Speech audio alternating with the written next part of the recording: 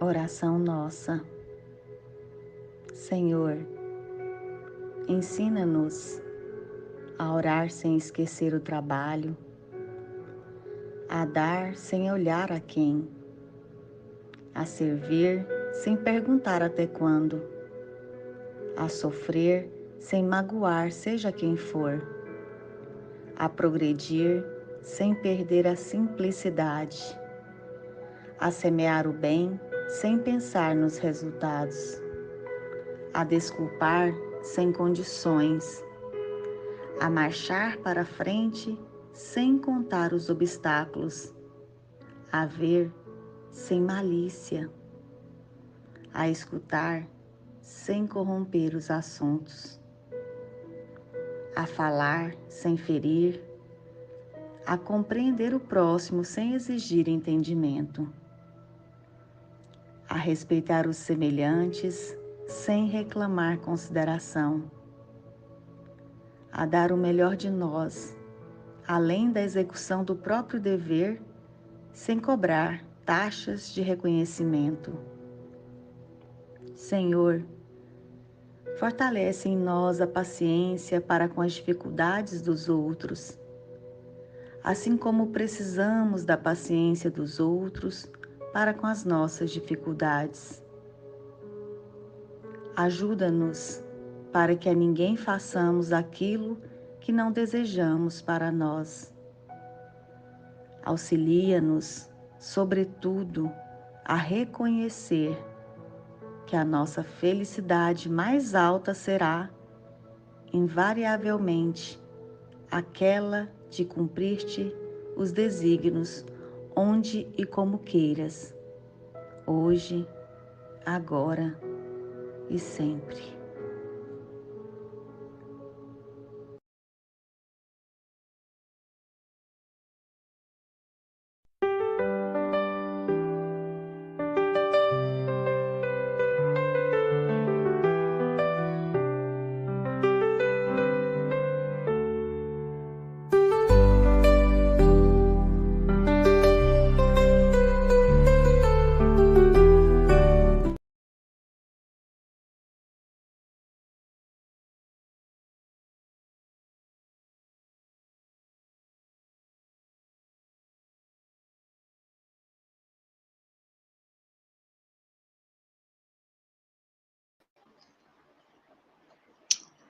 Muito boa noite a todos, sejam bem-vindos a mais uma live pelo canal do SEAC, Centro de Estudos Allan Kardec, pelo YouTube.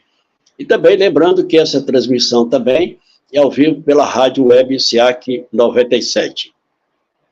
Não deixe de dar o seu like e convidamos a todos para que possam também compartilhar todas as lives, assim, recebendo através do seu like, do seu joinha, vamos dizer assim, pelo sininho. E para a nossa reflexão dessa noite de hoje, sempre chamados. O cristão é chamado a servir em toda parte. E com essa mensagem de hoje, vamos convidar a nossa querida amiga, doutora Marzilei, que a primeira vez estará conosco aqui, em nosso canal do SEAC pelo YouTube. Que ela seja bem-vinda. Muito boa noite, doutora Marzilei, brasileiro, seja bem-vinda. Boa noite, senhor Ailton. Boa noite a todos aí que estão nos assistindo pelo YouTube. Um prazer estar aqui com vocês, participando do Centro de Estudos Allan Kardec. Muito obrigada por essa oportunidade. Nós é quem agradecemos pela oportunidade, viu? E a nossa convidada irá contribuir conosco nesse mês de Kardec, que já é o 5º ano já que a gente homenageia o nosso codificador do Espiritismo.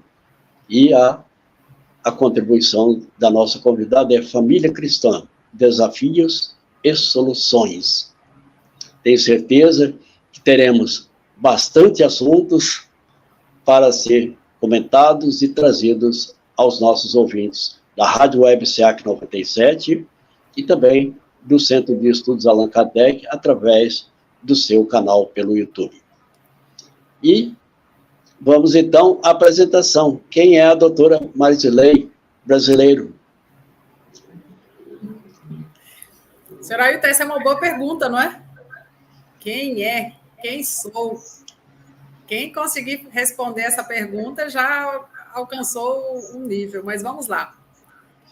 Eu sou goiana, eu me formei em enfermagem na UFG, depois fui fazer especialização, mestrado, doutorado. Acabei fazendo 2, senhor Ailton. Doutorado em Ciências da Religião aqui na PUC e doutorado em Ciências da Saúde na Faculdade de Medicina aqui da UFG. Sou palestrante já há muitos anos. Gosto de falar que sou escritora, mas, na verdade, eu sou uma pessoa que gosta de escrever. Hoje eu sou presidente da Academia Goianiense de Letras, sou professora universitária, né, dou aula para os cursos de enfermagem, medicina, trabalho também na prefeitura. Sou esposa de Emílio Brasileiro, mãe do Vinícius e da Genuci. Vou dizer qual é o meu melhor título hoje. Vovó da Cecília. Que coisa boa. Bom demais. Emílio, inclusive, o Emílio esteve conosco semana passada, né, no dia 13, conosco aqui, trazendo a obra que ele escreveu. E a nossa gratidão a ele pela oportunidade. E é um livro muito interessante, né? E ele nos remete muito a uma reflexão sobre os evangelhos, né? De como foi na época do Cristo e quantas histórias tem. Verdade. Bom, então, a nossa convidada, então, estará contribuindo com a família cristã. Sem trazer o assunto à tona, mas vamos deixar uma pincelada. O que é a família cristã? Família cristã. Seu Ailton, a família cristã hoje, será que é a mesma de ontem? Será que nós estamos passando por uma crise? A família está passando por uma crise? Mas o próprio nome já diz, né? Família cristã é aquela que segue os preceitos do Cristo, ou deveria seguir, né? Aquela que tem os princípios dos evangelhos de Jesus como pilares norteadores da vivência a dois, da educação dos filhos, do comportamento em casa, no trabalho, na rua. Então, a família cristã, hoje, a nosso ver, é aquela família que se estrutura com base nos pilares do nosso guia e mestre, nosso Senhor Jesus Cristo. Essa é a família cristã. Com todos os seus desafios, as suas dificuldades, as suas lutas, mas diariamente se pauta nos princípios cristãos, faz o culto do evangelho no lar, tomando por base o evangelho de Jesus, enfim, segue o Cristo. Coisa boa. Vamos então ao tema, né, para que as pessoas... Então, agora, seja bem-vinda novamente, viu? Obrigada, senhor Ailton. Veja bem, e para começar a nossa reflexão, eu já começo com uma pergunta. Será que a família que temos é a família que merecemos ou é a família que precisamos? Eu faço essa pergunta porque muitas vezes a gente ouve as pessoas falando assim: olha, eu tenho a minha família, mas o espírito afim, aquela família mesmo espiritual, aquela que se parece comigo, né? Ela está lá no plano espiritual me esperando. Será? Outra coisa, será que a sua família hoje, você está com ela por acaso? Então, eu já começo com algumas indagações que eu coloco na segunda tela, para nós refletirmos um pouquinho mais, porque para nós entendermos alguns conceitos, é importante, primeiro, diagnosticar, pensar o que é que tem na nossa mente. Então, será que essa família que você está aí hoje, pai, mãe, irmãos, avós, será que você está ali por acaso? Será que, às vezes, esse irmão, essa irmã que você tem conflitos, há alguma coisa ali que você precisa aprender? Então, quando nós falamos sobre isso, nós entendemos que a família de hoje, talvez ela tenha os mesmos desafios que as famílias do passado. Porém, algumas mudanças aconteceram.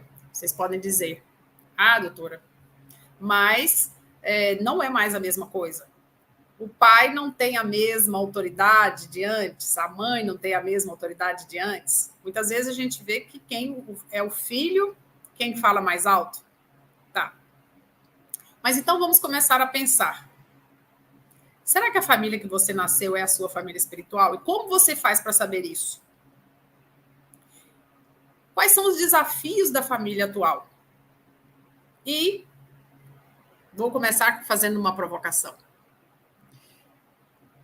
Até quando você vai culpar os seus familiares pelo seu insucesso nos relacionamentos, pelo seu insucesso na vida profissional e insucesso na sua saúde? Então vamos pensar. Veja bem. Vocês sabem que quando uma pessoa não tem uma boa relação com o seu pai, a sua vida profissional não caminha. Isso é um princípio lá da constelação familiar. E significa que você precisa ter uma boa relação com o seu pai e entender que ele tem a história dele. Até aí tudo bem? Ok. Se você não tem um bom relacionamento com a sua mãe, talvez você venha a ter problemas afetivos, problemas de relacionamento, problemas de convivência com os seus irmãos, com seus colegas e depois com a sua vida conjugal, nos seus afetos, nos seus amores. Ok. Então, problemas com o pai, questões financeiras, profissionais, problemas com a mãe, questões afetivas. E problema com os irmãos? E quem não tem irmãos? Bom, vamos lá. Com o irmão, é um misto dos dois. Porque muitas vezes um traz as características semelhantes às características do outro. Então, oscila entre os problemas profissionais e os problemas afetivos. Mas é em casa, é na família, que você vai treinando as estruturas do corpo da amizade. Então, por isso que eu digo, até quando você vai culpar os seus familiares por não terem te dado a herança do corpo sentimental, ou uma herança financeira mesmo, ou mesmo aquela herança de te dar uma estrutura para que você possa progredir financeiramente ou afetivamente. Então, meus queridos, quando nós falamos desse aspecto, nós precisamos entender 2 grandes pilares. Quais são esses pilares? Veja bem. Os costumes mudaram, ok? Guardem aí. Os costumes mudaram. E não tem como a gente voltar atrás. E eu espero que não volte.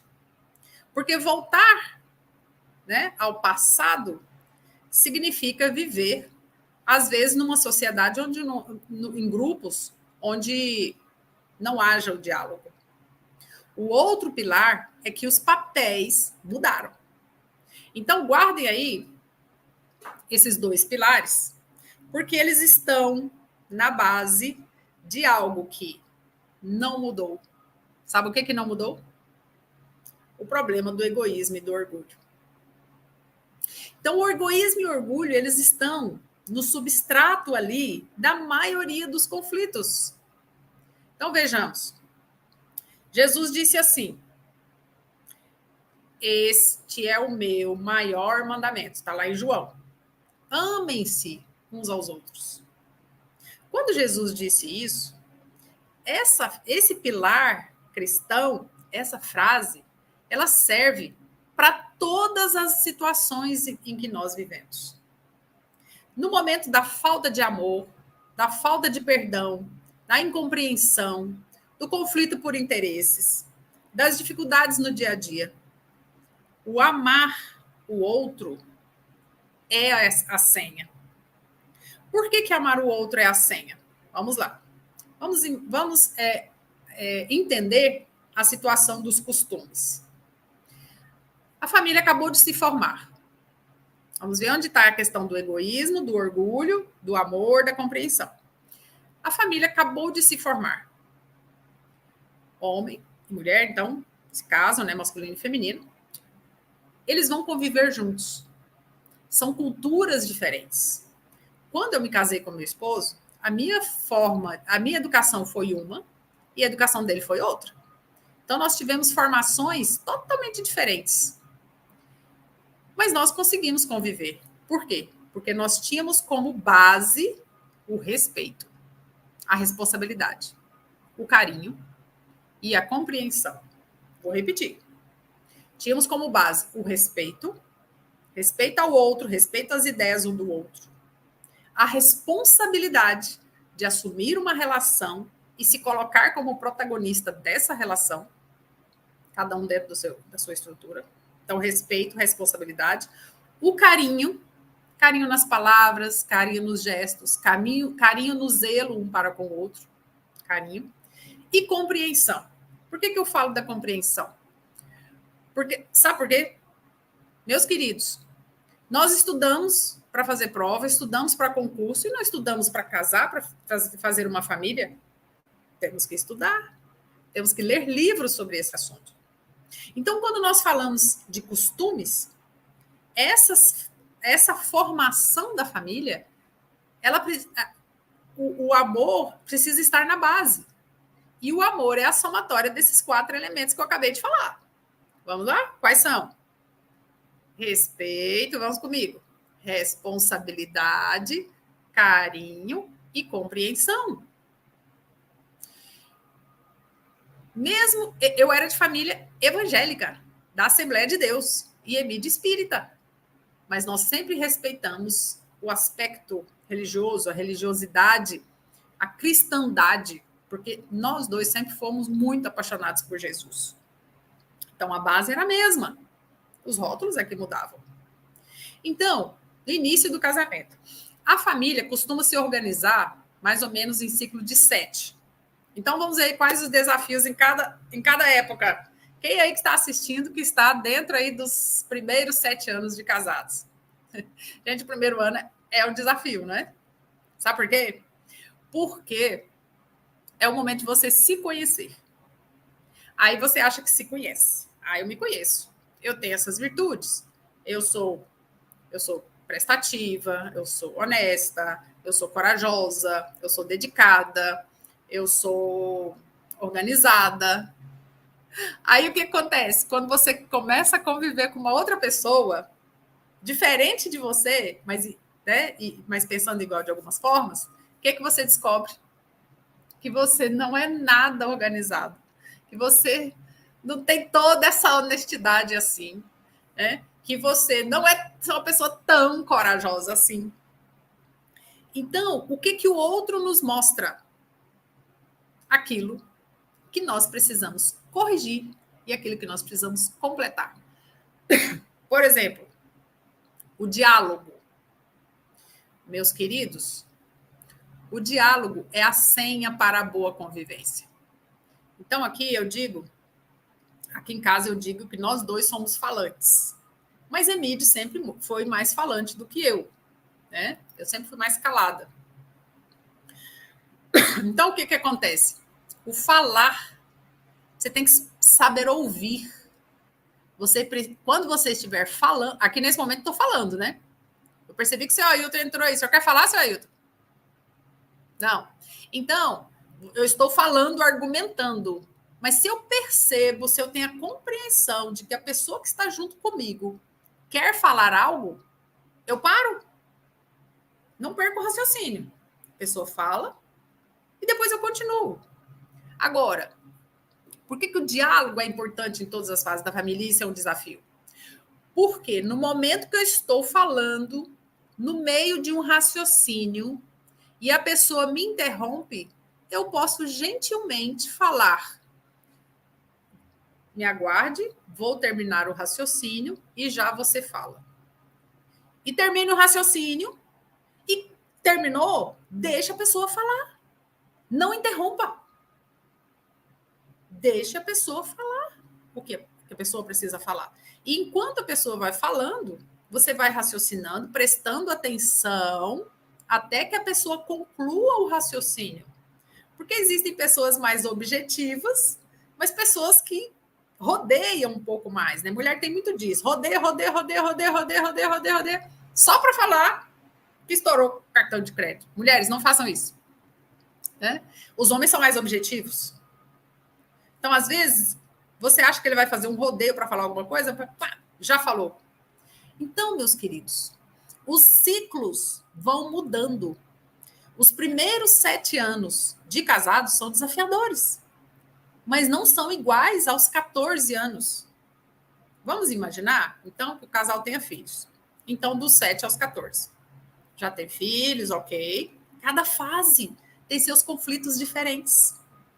Meus queridos, quando nasce um filho, eu vou dizer uma coisa. A mulher tende a fechar o circuito com o filho. E o marido faz o quê? O que ele vai fazer? Ele vai cuidar da mãe, vai cuidar ali para que ela tenha o conforto necessário para amamentar, para fazer todo aquele cuidado. Ele pode ajudar a trocar fralda? Ele pode trocar fraldas, porque eu não falo que ajuda, né? Pode trocar fralda? Pode. Se tiver, ok, ajuda, né? Uma coisa ali, uma cozinha. O que acontece? Aí já estou entrando na questão dos papéis. Já vou entrar nos papéis. Então, dentro desses ciclos, cada um precisa saber qual é o seu papel. Aí vamos imaginar que já ali 7 anos, os filhos já estão crescendo e precisam de ajustes. Falhas que eu já vi as pessoas cometendo. A mãe começa a dar bronca no filho, porque o filho está ali, né? Ajustando o comportamento. Ah, menino não sobe, não sei o que. Aí ela se esquece que o pai das crianças, que o marido, é o companheiro. E começa a dar bronca do mesmo jeito. Criar o marido como se fosse filho. Não faça isso. Seu marido, meninas, seu companheiro não é seu filho. Seu companheiro não é seu pai. Por que eu digo isso? Eu tenho feito palestras para famílias, eu digo assim, quando a mulher se relaciona com o esposo como se ele fosse o seu filho e ela coloca ele no mesmo patamar dos filhos, ele vira o filho mais manhoso. É ou não é? Concorda comigo? Aí quantos filhos você tem? 2. Então você tem 3. Você tem 2 mais 1, que é o marido. Não faça isso. Ele não é seu filho. Nada de ficar dando bronca como se fosse uma criança. Dialogue com maturidade. Outra, seu esposo não é seu pai. Se você age com ele como se fosse filha e age com ele como se ele fosse seu pai, dependendo dele para tudo, amiga, logo ele vai te dando uma bronca, vai te pôr de castigo. Não faça isso. Da mesma forma, meninos, os homens, não tratem a sua esposa como se ela fosse a sua filha. Ela não é sua filha. Ela é sua companheira, sua parceira. Ela não é uma criança, um bebê. Um chorão, que às vezes chora, né? Não é um bebê. Ela tem inteligência. Dialogue com ela de igual para igual. Ela tem inteligência, ela é um ser pensante que gosta e quer participar das decisões. Às vezes fica em casa, às vezes trabalha fora, às vezes faz as duas coisas. E ela não é a sua mãe, não é sua mamãe. Se ela cuida de você, lava, passa, arruma, cozinha, e cuida de você afetivamente também, ela é sua parceira. Ela não é aquela sua mãe, a substituta da sua mãe que dorme com você. Não. É sua companheira, sua parceira, de igual para igual. Se você vê a sua esposa como se fosse a sua mãe, logo você vai ter que procurar uma outra para ocupar o lugar de esposa. Ela não é sua mamãe. E ela não tem obrigação de passar a sua camisa melhor do que a sua sogra, do que a sua mãe, ou seja, a sogra dela passava. Outra questão, nos primeiros 14 anos, às vezes que acontece, é afastar os avós. Não afastem os avós do convívio, porque eles são suportes, eles colaboram, eles contribuem. mas jamais podem substituir papai e mamãe. Vovô e vovó não substituem papai e mamãe. Então, o que acontece? Na adolescência desses filhos, se a gente não tomar cuidado, olha os desafios. É hormônio para todo lado. Hormônios dos adolescentes e subida de hormônio de adolescente, descida de hormônio da menopausa, andropausa. Então, o culto do evangelho no lar semanalmente ajuda a modular, a proteger essa casa, a ler livros diversos. Vocês já estão fazendo culto aí contratado, não é isso? Coloquem livros de autoajuda, livros familiares. Deixe eles escolherem um livro também. Deixe os filhos escolherem um livro para colocar no culto, né? Que seja um livro edificante. E agora? 14 anos. 21 anos de casados. Aí já melhorou, né? Já melhorou. Só que aí, o que acontece nessa fase? Vocês estão no terceiro ciclo. Nesse terceiro ciclo, a comunicação entre vocês já precisa estar modulada. Mas muito cuidado, o desafio dessa época. O diálogo continua, ok? Mas a gente já começa a achar que o outro tem que adivinhar o que nós estamos pensando. Ah, mas você está casado comigo há tanto tempo, você ainda não sabe do jeito que eu gosto. Não sei, não. Precisa falar. Fala. Fala que gosta de massagem no pé. Faça massagem aqui no meu pé, um cafuné aqui na minha cabeça. Ah, eu gosto do ovo assim. Ah, eu não gosto que você se atrase. Olha, verbalização com elegância é a chave para o terceiro ciclo de 21 de casados. E filhos, vocês precisam aprender a respeitar a privacidade dos seus pais. Nessa idade, por exemplo, vamos imaginar que os filhos já estejam aí, já passaram da adolescência, começa a dar opinião, começa a atrapalhar, sério, estou falando sério. Às vezes o adolescente, o jovem, né, ele já está entrando na faculdade, ele quer sair de casa e tudo. Então, ele precisa do suporte da casa, mas ele precisa romper com essa dependência dos familiares. Aí sabe que ele fala, às vezes, ah, mãe, não sei como é que você aguenta meu pai. Ou fala para o pai, ah, pai, não sei como você aguenta minha mãe. Porque ele já está vendo assim, outras relações e vê as fragilidades e descobre que papai e mamãe não são super-heróis. Porque já chegaram numa idade, né? Então, é preciso ter muita firmeza. Eu costumava dizer, seu Ailton, o seguinte, quando os meus meninos chegaram nessa faixa etária assim, e às vezes reclamavam, né, porque o pai era firme ali, aliás, eu acho que eu era parada dura, assim, né, mas Emílio sempre gostava das coisas muito certas, muito organizadas, até hoje ela é assim, nada de deixar cor de cabelo na mesa de jantar, nada de deixar roupa em cima de cama, tudo muito organizado. Emílio muito organizado, graças a Deus. Aí, quando eles queixavam alguma coisa, eu falo assim, ó, agradeço o pai que vocês têm. Vocês precisavam ver os outros da fila que queriam ser pais de vocês. Então, assim, a gente tinha uma saída. Então, a partir, né? Então, continuando o ciclo, 28, quarto círculo, né?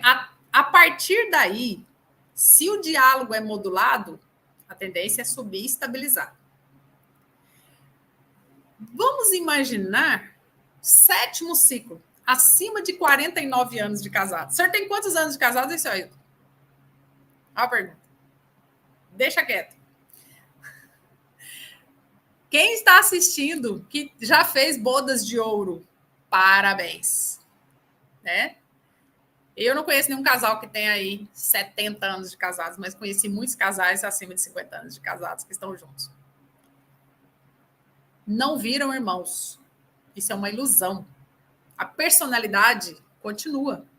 Porém, há uma estabilidade, porque um já passa a conhecer o outro, mas sabe o que é importante nessa época, nesse período?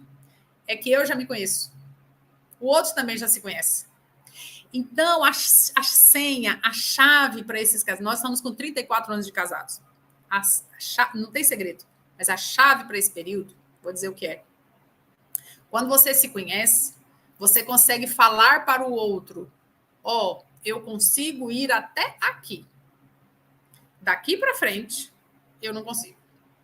Então, por exemplo, nós dois temos códigos. Quando nós vamos em algum evento juntos, em alguma festa, alguma coisa assim? Guarda aí, pessoal, guarda essa dica. Olha só. Às vezes estamos sentados assim numa mesa, mas tanto eu quanto ele não somos muito festeiros. Nós gostamos de ficar em casa, saímos, palestra, damos aula em faculdade. Então, assim, a gente vive na rua. Então, fim de semana, o que a gente quer? Ficar em casa. E nós não bebemos cerveja. Não fumamos. Não rimos de piada preconceituosa. Então, assim, eu falo que nós somos um casal ruim demais de grupos, assim, né? Né? Não chegamos a centros sociais. Então, o que a gente faz? Às vezes estamos num evento, num casamento, queremos ir embora. O que a gente faz? Um aperta a mão do outro assim 2 vezes, bora. E olha para o outro assim, ó, bora. Ou então, quando um está falando demais, um aperta a mão do outro assim, né? Então, existem códigos que os casais vão fazendo com o tempo e que facilitam essa comunicação corporal. Então, um já sabe o que o outro gosta, mas principalmente já sabe o que eu gosto. Então, eu tenho um nível de tolerância a algumas coisas e ele não invade, e ele tem um nível de tolerância a outras coisas e eu não invado. Então, ele gosta, às vezes, de ficar sozinho lá no escritório escrevendo. Não atrapalho. Não fico falando. Porque você não está me dando atenção. Não, espero o momento dele e pronto.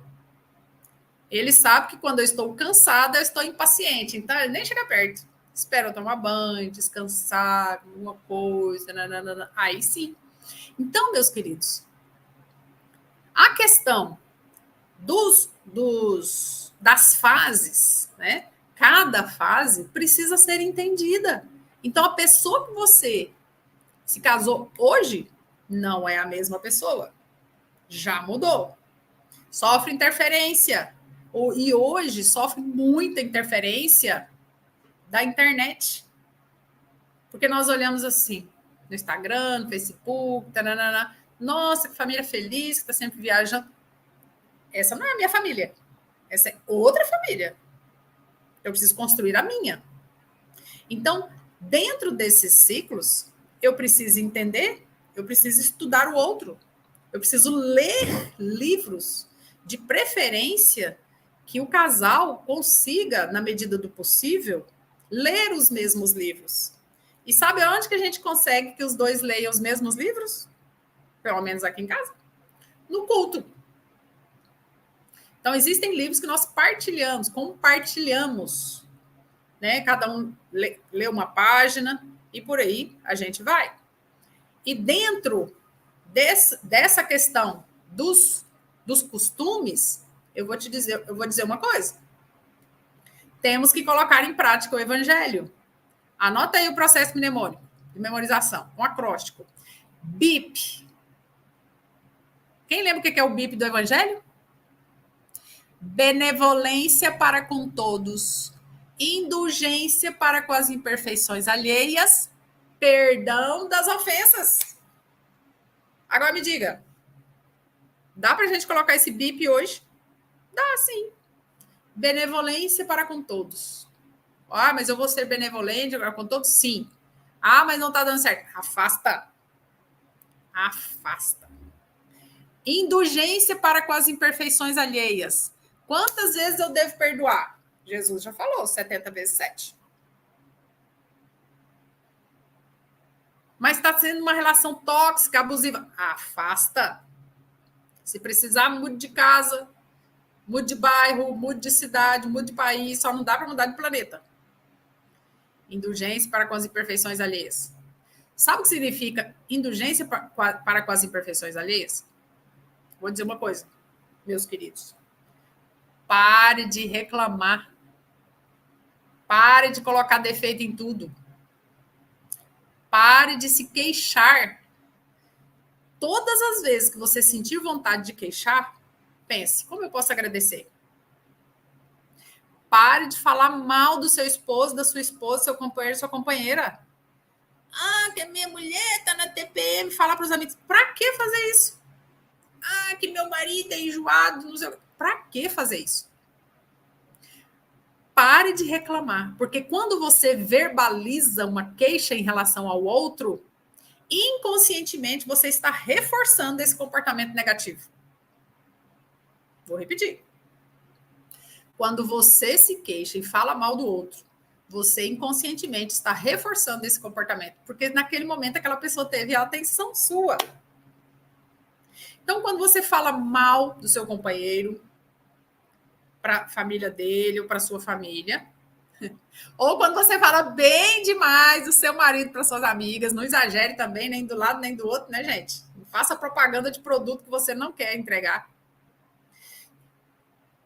Não fique postando cenas amorosas com seu amor nas redes sociais. Evite. Né? Então, na questão dos costumes, precisamos estudar, precisamos entender que a cultura muda e os ciclos familiares mudam também. Eu falei 2 pilares, não foi? O pilar da cultura, né, dentro desses ciclos, e o pilar dos papéis. Então, o que é esse pilar dos papéis? Meus queridos, queira ou não, né, LGBTQIA+, todos esses processos do masculino, do feminino, Jung, não vou entrar nessa questão agora, mas para facilitar, eu vou falar da questão do papel feminino e o papel masculino. Vamos lá. Tem um slide aí que só está passando o seu... Ailton. Está no primeiro ainda para mim aqui, pelo menos. Já foi? Já foi? Pode passar? Estou lá na frente. Mais um pouquinho. Isso, próximo. Já falei. Pode passar. Agora eu estou nesse. Opa, volte um. Vamos lá. Desafio dos papéis, para vocês irem acompanhando. Volte um, seu Ailton, por gentileza. Desafio 2 papéis. Olha aqui. É disso que eu vou falar. Olha só. Masculino e feminino. Veja bem. O senhor sabia que aqui em casa, se tiver que trocar um pneu, quem vai trocar sou eu? Se tiver que trocar uma lâmpada, sou eu. Mas quem fazia os meninos dormirem, quem gosta de organizar coisas da casa, Emílio. Então, eu sou uma mulher, ele é um homem, mas existem algumas tarefas que a gente troca. Mas eu não sou a figura masculina da casa. Ele não é a mulher da casa. Mulher da casa sou eu. Ele é o homem da casa. Eu falo que é ele quem manda. Ele fala, não, quem manda é você. Eu vou dizer quem é que manda de nós dois aqui, quem é que comanda aqui. O bom senso. É o resultado do diálogo de nós dois. Mas existem algumas situações que podem ser flexibilizadas. E não tem problema nenhum. Mas muitas vezes existe uma sobrecarga para a mulher quando ela assume o papel de dona de casa, de governanta da casa, né? E que também trabalha fora, e que também os filhos.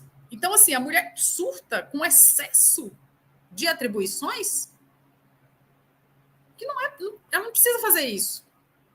Mas ela se sente culpada porque a geração da minha avó, ela, aos 12, 13 anos, ela fazia o enxoval, ela se preparava para casar, ter filhos, cuidar da casa do marido, certo? Só que na nossa família teve uma total inversão disso, porque a minha avó ela teve que assumir os negócios da família muito cedo e tudo, né? Mas tudo bem, vamos lá. A minha geração, ela precisa se casar, ter filhos, ter um curso superior, uma profissão, uma independência financeira e ainda precisa ser fitness. Eu falo que a minha geração, vou te falar, é muita coisa, muitas coisas. Mas nós podemos ir dosando isso. E ter filhos. Então, ter tantos filhos. Precisa trabalhar, mas não precisa trabalhar os 3 turnos. Vai devagar, vai com calma. Por quê? Porque a mulher com baixa autoestima, eu vou dizer como é que ela fica. Ela fica assim. Ela cuida da casa, mas cuida da casa reclamando. Que eu limpo isso aqui, que não sei o quê, e vira um tormento. Ela não chama os filhos e o marido como participantes da organização da casa. Então, se deixa um copo fora do lugar, ela tira o copo do lugar e põe no lugar. Mas faz isso reclamando. Não. Você não vai tirar esse copo do lugar reclamando. Você vai sentar e conversar com as outras pessoas da casa e falar, sabe esse copo aqui? Ele tem um lugar. Então, deixa o copo no lugar. Porque isso é a mulher com autoestima no lugar. Agora, isso é um extremo, né? Ela vê a casa, a família, o marido, os filhos como um fardo. Amiga, você escolheu isso. Assuma com amor, com alegria. Cada parte, cada trabalho que você fizer, faça com amor, com alegria, porque você é uma sócia, é uma participante desse crescimento. Quando eles crescem, você cresce junto. Agora, tem o outro extremo, né? O extremo do excesso de orgulho, que não cuida do esposo, não cuida dos filhos, terceiriza tudo, e seu maior orgulho está em ter troféus. E esses troféus, quando eles se perdem, ela fica sem um papel social. Então, por exemplo, quando os filhos se casam, não tem mais o que fazer, né? Então, é preciso dosar. Olha Maria de Nazaré. Maria de Nazaré tinha todo aquele status, e ainda tem, né? O status de rainha, né? Então, ela tinha todo o controle da situação, mas não era controladora. Ela entendia que tinha um filho fantástico, né? Jesus, o filho de Deus, mas ela ficava ali, ó, observando, encaminhando. Então, cada fase a gente tem os nossos papéis. Da mesma forma, o homem. O homem precisa ter o seu papel. O homem com baixa autoestima, o que acontece? Ele sai humilhando todas as pessoas da casa. Ele humilha a mulher, humilha os filhos nunca são bons. Ou então ele compete com os filhos, tem inveja dos filhos. E o homem com baixa autoestima em relação à mulher, ele tem excesso de ciúmes, a mulher não pode olhar para o lado, porque ele acha que ela já está trocando ele por outro. O homem com baixa autoestima é um terror. É extremamente ciumento, extremamente possessivo, torna a vida um caos. Ou então o homem estrela demais. Ele é rico, ele anda no melhor carro, sempre arrumado, e a mulher está ali na miséria. E os filhos na miséria. Então é o dinheiro dele, usufrui tudo. Então nós precisamos evitar esses extremos, porque a família cristã é aquela que todos crescem juntos. Todos conhecem a fé, o perdão, o amor, o diálogo. Então, o que a gente precisa fazer para organizar essa questão aí dos papéis? Não inverter esses papéis. Cada um tem o seu papel. Mas guarda essa frase que eu vou falar agora em relação a papéis. Nota aí. Todo folgado tem um sufocado que se sufoca para manter a folga do folgado. Vou repetir. Todo folgado tem um sufocado que se sufoca para manter a folga do folgado. Tem um sufocado? Tem alguém folgado. Mas eu vou dizer quem é que alimenta o folgado? O sufocado. E quem é que alimenta o sufocado? O folgado. O folgado carismático. Fala, faz isso para mim. E o outro está lá se matando. E tem um folgado dramático. Eu estou sempre doente, não dou conta, mas para a festa vai. E o sufocado é aquele que quer poder. Sabe por que ele faz tudo? Pelo outro? Porque ele tem o outro aqui, ó, na palma da mão. Depois estressa e ofende. Então, meus queridos, quando eu coloco isso como remédios, que a família, os avós, os aliados são redes de apoio, significa que nós não estaremos 100% todos os dias. Então, nós precisamos de rede de apoio. Então, maridos, não afastem suas mulheres das mães delas. Mulheres, não afastem seu marido das mães deles. Porque ajudam. Não, mas também não precisa ter a família o tempo todo dentro da sua casa. Sua casa é seu templo de oração. Maridos, olha o exemplo de José. Fantástico. Maria passou por todas aquelas dificuldades, todos aqueles medos, todas aquelas situações, todos aqueles desafios. O que José fez? Apoiou o tempo todo. Sou fã de José, seu Ailton. Sabe por quê? José, quando tinha dúvidas, Olha o que ele fazia. Batia um papo lá com o anjo Gabriel e tinha toda a inspiração que ele precisava. Pega essa mulher, vai para o Egito. Agora faz isso, agora faz aquilo outro. Meu Deus! Meninos, é assim que vocês precisam ser. Na dúvida. Joelho no chão, oração.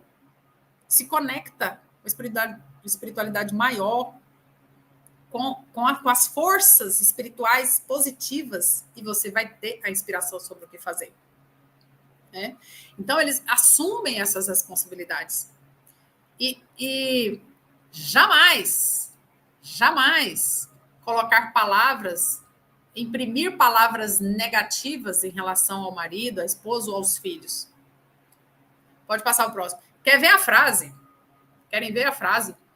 Que mãe e pai não podem dizer de jeito nenhum. Esse menino não vai dar para nada. Esse menino puxou o sangue ruim da outra família. Para que isso? Não. Meu filho vai prosperar. Minha filha vai prosperar. Ele está em fase de aprendizado. Ele está crescendo. Ele não precisa acelerar nada. Primeiro, ele não precisa exercer a mesma profissão que eu, porque eu não consegui, ou que eu queria e não consegui. Pode passar. Então, as frases positivas, elas precisam estar na boca da mãe e do pai. Por quê? Porque para proteger a minha família, eu preciso ter foco, eu preciso ter metas. E essas metas precisam ser compartilhadas. Porque as metas, pode passar o slide, seu Hilton?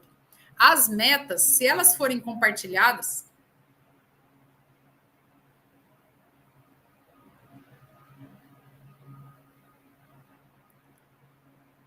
se as metas forem compartilhadas, as pessoas ficam sabendo qual é o seu sonho. E qual é o seu sonho? Tá, as metas de todos nós, a meta de todos nós que estamos aqui nesse planeta é uma só. Quem adivinha? Pode voltar, é aquele mesmo. A meta de cada um de nós nesse planeta é só uma. Evoluir. Procede? Faz sentido? Tá. Então, se a nossa meta é evoluir, quais os objetivos que eu tenho?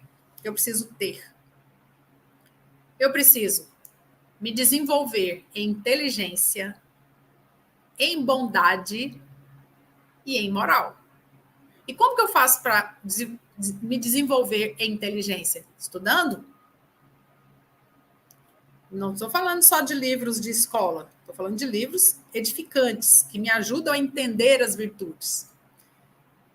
Eu preciso desenvolver em bondade. Para isso, eu preciso entender qual é o contexto que eu vivo e como eu posso contribuir sendo uma pessoa útil. No Evangelho tem uma parte de caridade que diz assim, que é até Kardec que fala, ele diz assim, ser caridoso é ser uma pessoa útil na oportunidade certa. Porque às vezes a pessoa, cesta básica, ajuda nisso, ajuda naquilo, dá esmola, mas a hora que o parceiro, o companheiro, precisa, não está na hora que mais precisa. Então, nós precisamos entender que a nossa meta principal é a evolução. E que para nós crescermos nessa meta, nós precisamos de princípios morais inabaláveis. E esses princípios morais, né, o terceiro item, evolução e moral, eles são desenvolvidos aos poucos. Na natureza não existe salto. Então, a partir do momento que aquela família tem uma missão, e aí eu lembro de uma coisa, na Bíblia tem escrito assim que a mulher deve ser submissa ao homem. Eu vou falar que eu sempre fui contra e falava assim, eu não entendia direito o que significava isso, que a mulher tinha que ser submissa. Eu falava, eu não vou ser submissa a ninguém, não sei o quê, eu tenho minha própria individualidade. Até que eu entendi que submissão é abaixo da missão. E essa missão vem de missa, que é sagrado, né? Então, os dois estão abaixo da missão. Significa que a missão é o que existe de mais importante. Não é a submissão ao homem, é estar na missão. E essa missão, quando nós sabemos qual é a missão que nós precisamos ter, nós passamos a entender que nós temos uma missão em relação ao outro, em relação a nós mesmos, em relação aos filhos, em relação àquela sociedade. E aí começamos a traçar estratégias. Meus queridos, a gente muda objetivos, a gente não muda princípios. Princípios basilares. Então, não matar, não roubar, não mentir, esses são princípios basilares. Né? Agora, os objetivos vão sendo estruturados. E essas estratégias que nós vamos ter, elas precisam ser claras a ponto de saber qual é a responsabilidade de cada um. Então, é uma criança pequena de 1 ano. Ela não consegue levar a mochila, mas ela consegue levar um lápis? Então, ela vai levar um lápis. Ela cresceu, consegue levar um lápis e um caderno. Eu não vou carregar esse lápis e esse caderno para ela. Ela precisa aprender a carregar o lápis e o caderno. Não vou colocar uma mochila pesada. Mas ela dá conta de carregar o lápis e o caderno? Então, ela vai carregar o lápis e o caderno.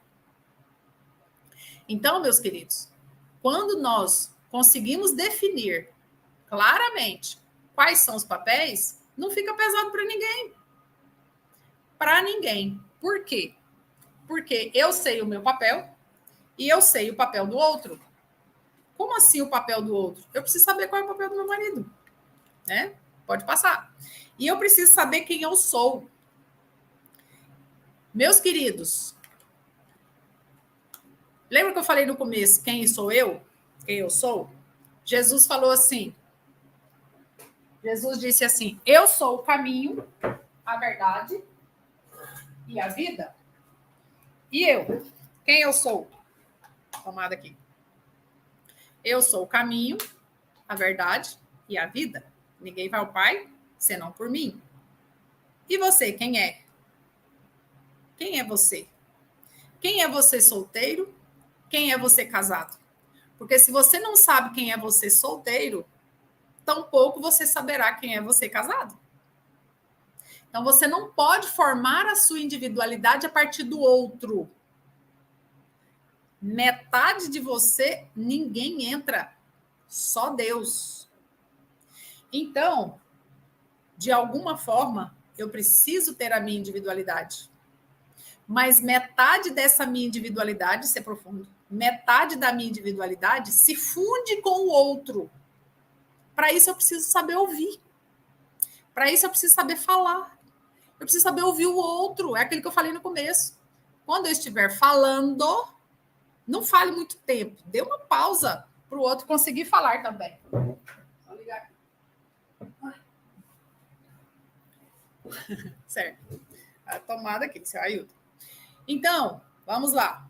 E aí Jesus disse assim: diante do altar, reconcilia-te com teu inimigo. Então, não venha trazer aqui uma oferenda para Jesus se você não se reconciliou com o outro. Então, vai lá, reconcilia, faça as pazes e depois volte. Por quê? Porque quando eu me conheço, eu sei quando eu estou sentindo raiva, quando eu estou sentindo medo. Eu sei quando eu estou fazendo isso como retaliação, quando eu faço algo para punir o outro. Então, eu preciso entender que os meus sentimentos precisam ser respeitados primeiro por mim, para depois o outro aprender a respeitar. Porque se eu não me respeito, se eu não me valorizo, o outro não vai me valorizar. Então, meus queridos, entendam que você precisa fazer aliados. Chega de fantasmas, as pessoas não querem te destruir. A única pessoa capaz de te destruir é você mesmo. Ou seja, a única pessoa capaz de te exaltar e te enaltecer é você mesmo. E se você anda assim, ó, com Jesus, nada pode te afetar, nada pode te abalar. Né? Então, que Deus abençoe vocês. Vinícius, que Deus abençoe vocês e ajude a cada um aqui presente. Espera aí, dispositivo. Aqui, a bateria, não estou conseguindo ligar aqui. Que Deus abençoe cada um de vocês e muito obrigada por essa oportunidade. Ailton.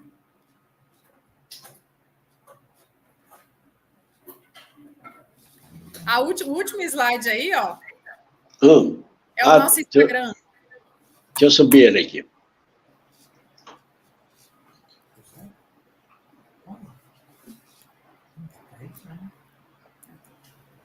Olha.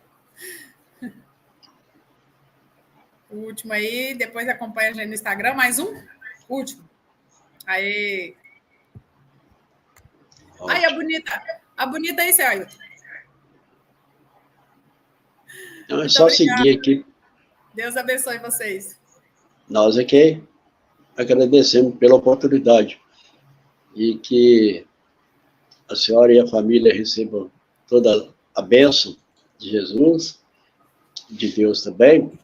E lembrando que pela Rádio Web SEAC 97 é transmissão simultânea de todas as lives do SEAC. E elas são diretamente pela rádio, ela não entra pelo YouTube. Então, por isso que a gente não vê o número de participantes na live, viu? Uhum. Dentro dessa fala da senhora, que foi uma contribuição de uma importância muito grande, aí eu notei algumas 3 questões aqui para a gente avaliar ainda nesses minutinhos. A senhora falou no diálogo. Mas dentro do diálogo, existe uma questão de uma importância muito grande que a gente observa na questão do comportamento do grupo familiar, tanto do marido e da esposa, como também o filho como participante também desse grupo. O que a gente observa é que, ultimamente, não está tendo esse limite de compreensão. O limite de quando o outro fala, ele ou ela não espera terminar e já corta e já quer a imposição. E a gente observa que isso está sendo movido tanto pelos pais como para os filhos. Então, dentro dessa compreensão, qual a orientação que a gente poderia deixar aqui para os ouvintes da rádio e para quem assiste através do YouTube? Olha só, quando isso acontece e não está tendo jeito, de jeito nenhum, né? Está sempre ocorrendo conflitos por causa disso, eu recomendo, e eu já fiz isso também, que os familiares se sentem e estabeleçam uma caneta, um copo, um objeto, qualquer coisa, né, para discutir determinado assunto, e que aquele é o bastão de fala. Existe uma técnica para isso, por isso que eu falo que a gente tem que estudar técnicas. Bastão de fala. Então, nesse momento, eu estou com essa peça. Eu estou com a fala. Quando eu estiver falando, ninguém pode falar. Então, eu falo.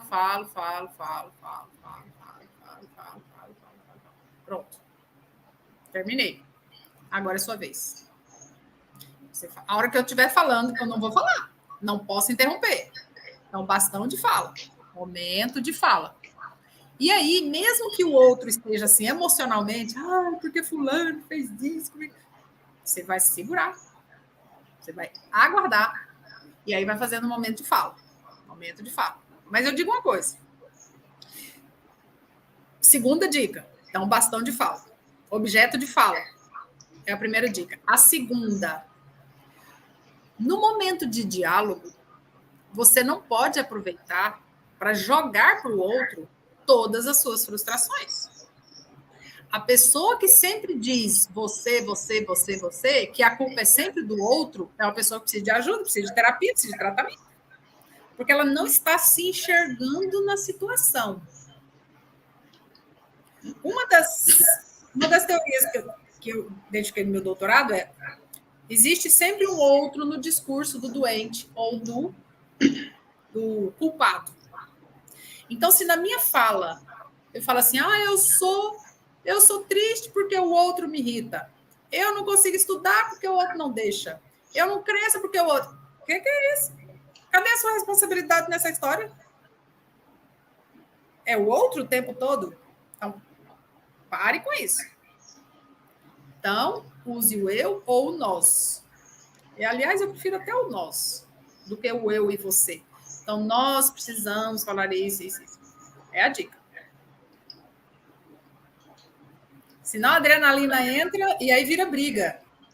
Aí o raciocínio já não funciona direito. Então, beba água, vá ali e volte depois.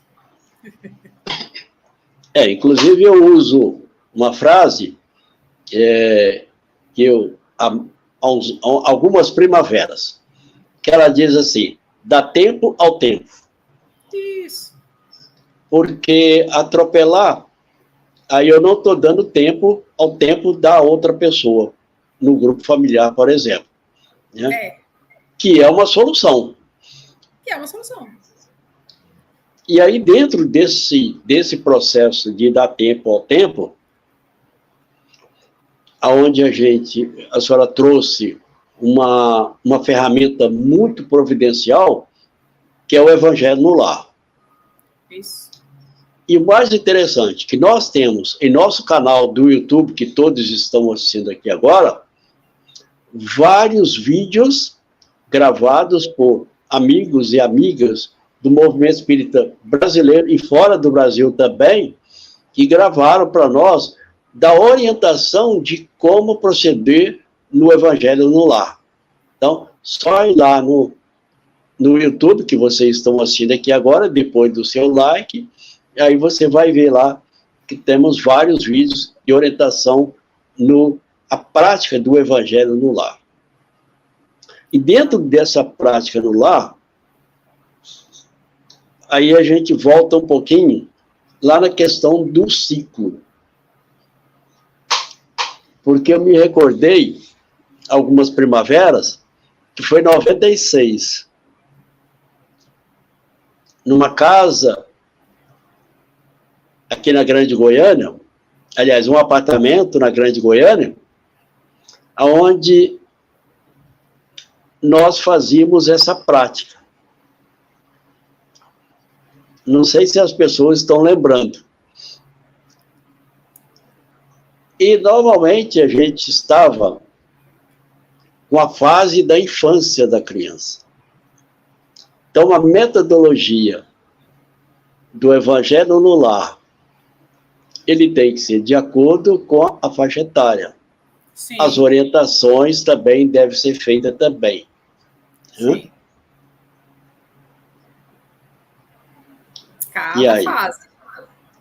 Cada fase é uma fase. Nós, humanos, somos diferentes dos animais. O ser humano é o único que precisa ser cuidado durante anos. Nos animais, o filhotinho nasce e já se vira. O humano não. Precisa aprender a andar, falar, comer, dormir. Tem que aprender cada detalhe. Mas não é assim para o resto da vida. Não são fases que precisam ser entendidas. Então, existem as fases em que a mãe e o pai precisam fazer pelo filho. Dar banho, dar comida. Fazer. Depois ele só vai ajudar a dar o banho. Depois ele vai supervisionar. Então, se eu faço pelo filho adolescente a mesma coisa que eu faço pelo filho bebê, tem alguma coisa errada aí.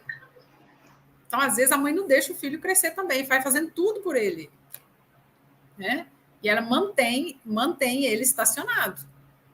Então, se o corpo do sentimento não foi desenvolvido, aquele corpo vai ficar infantil.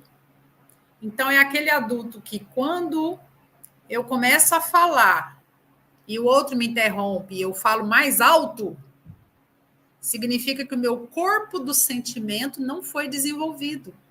Então, eu começo a gritar como se fosse um bebê dando birra. Às vezes, ó, eu estou no shopping, assim, pai e filho, pequeno.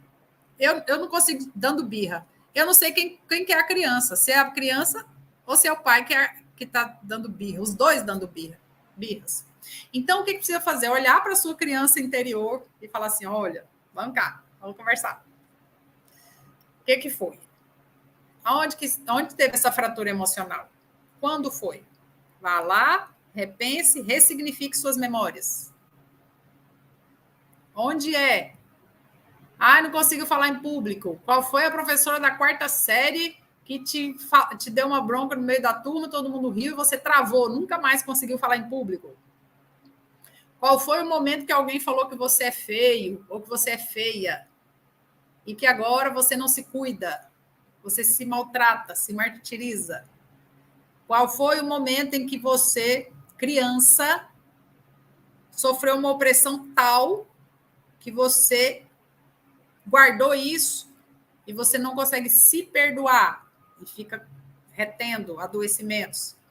Qual foi o momento que você queria socar alguém e que você não podia, você é um cristão, né? Mas a raiva passou por você e ficou lá no seu ombro em forma de bursite? Luiz e Rei, gente. Vai estudar. Cure seu corpo. Isso aí. Ou seja, a paciência não é um vitral gracioso para as suas horas de lazer. É amparo destinados aos obstáculos. Isso, tenha paciência Agenda cristã. com você. Tenha paciência com você. Se dê uma chance. Se você não tem paciência com você, você não vai ter paciência com o outro. Se perdoe. Se dê uma chance. Se ame. Jesus falou assim, ó. Você tem que se amar primeiro, para depois amar o outro. Entendeu?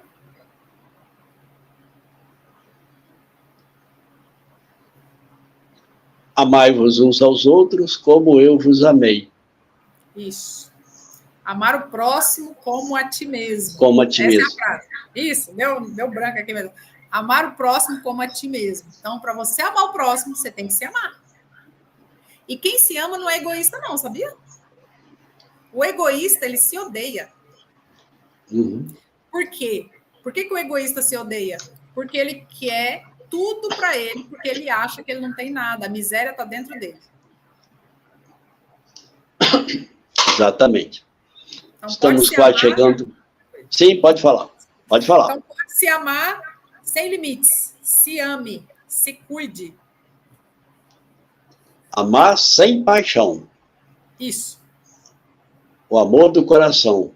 O amor é espírito. Isso. Senão vira narcisismo, né? Como é bom falar do amor. Bom, né?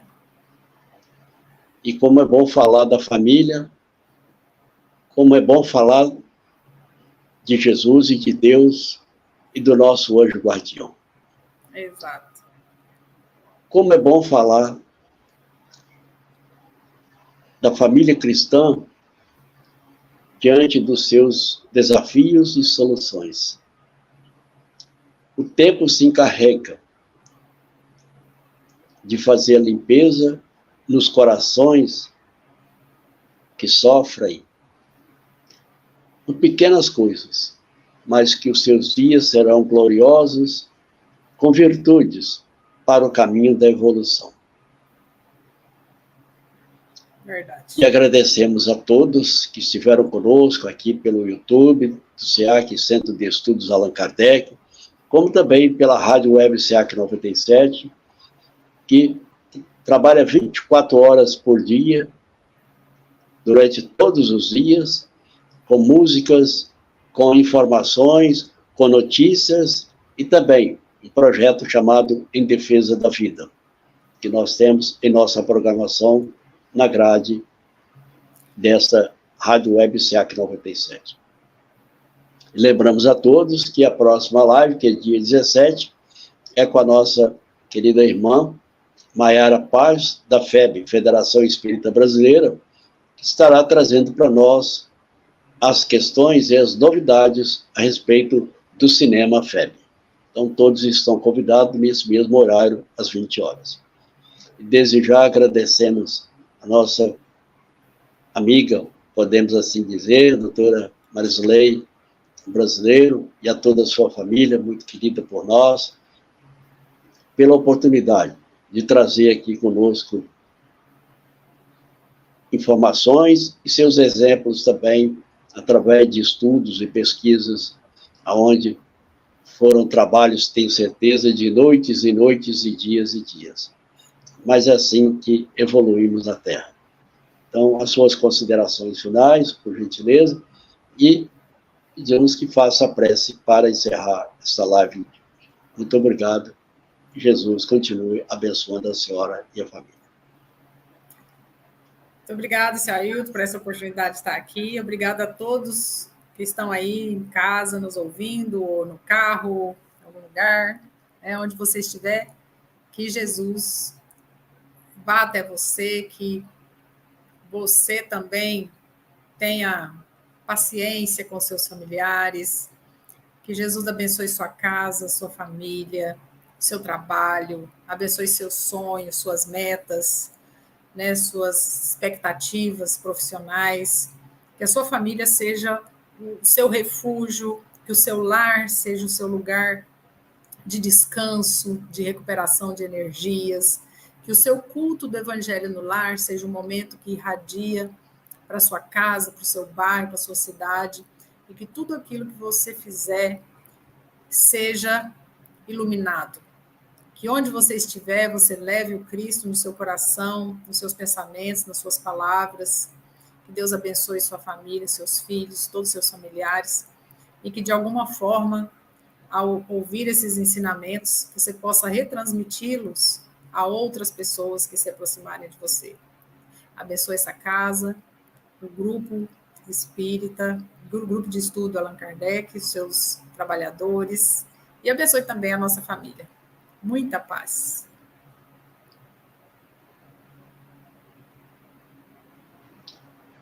Boa noite a todos. Jesus abençoe a cada um de nós. Amém. Que assim seja.